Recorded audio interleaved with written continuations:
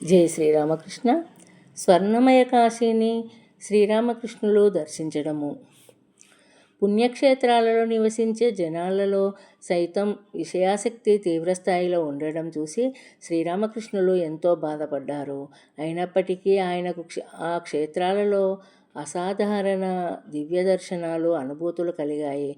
దానితో శివుడి మహిమ పట్ల, కాశీక్షేత్ర మహత్యం పట్ల ఆయన విశ్వాసం మరింత ఇనుమడించింది. పడవ మీదుగా కాశీలో ప్రవేశించినప్పటి నుండి కాశీనగరం నిజానికి సువర్ణ నిర్మితమని, మన్ను రాళ్లతో అక్కడ ఏదీ నిర్మితం కాలేదని ఆయనకు యోగ దృష్టిలో గోచరించింది.